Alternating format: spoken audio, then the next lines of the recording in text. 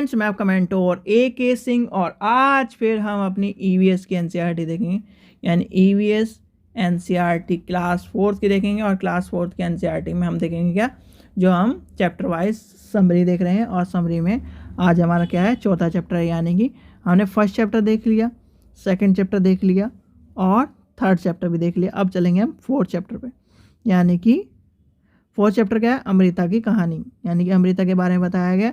और इस चैप्टर में राजस्थान के जोधपुर के खेजड़ी पेड़ और बिश्नोई समाज के बारे में बताया गया है। तो आपको पता होना चाहिए कि ये किस चीज़ के बारे में बता रहे हैं।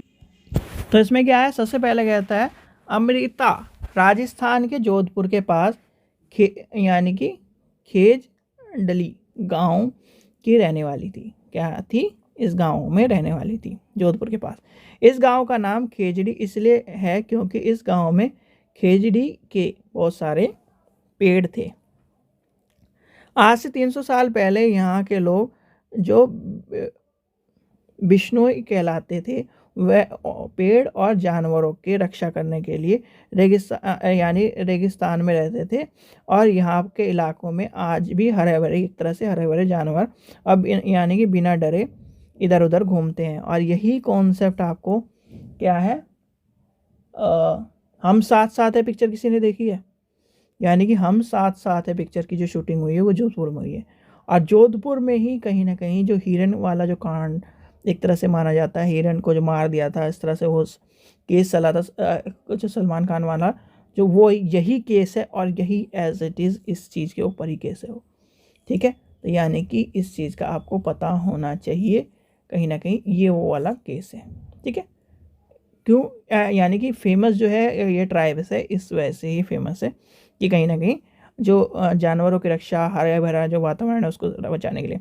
खेजड़ी पेड़ रेगिस्तान के यानी रेगिस्तानी इलाके में खूब पाए जाते हैं। ठीक है, खेजड़ी पेड़ को ज़्यादातर पानी की ज़रूरत नहीं होती। खेजड़ी पेड़ की छाल दवा के काम आती है। इन यानी एक खेजड़ी पेड़ की लकड़ी को कीड़ा भी नहीं लगता।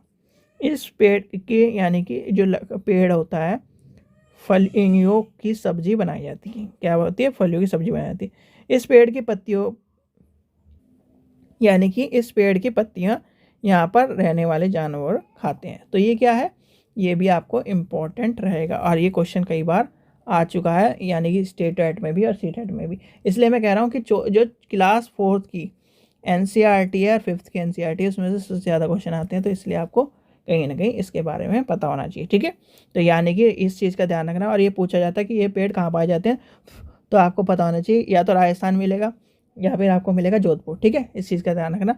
और बिश्नोई समाज के कहाँ से, यानी कहाँ से बिलोंग करता है, तो आपको पता होना चाहिए राजस्थान से बिलोंग करता है, जोधपुर से। ठीक है बच्चों, चलिए आशा करता हूँ आपको वीडियो पसंद आई। वीडियो पसंद आई तो लाइक करें, चैनल को सब्सक्राइब करें, वीडियो को ज़्यादा से शेयर करें। Thank you.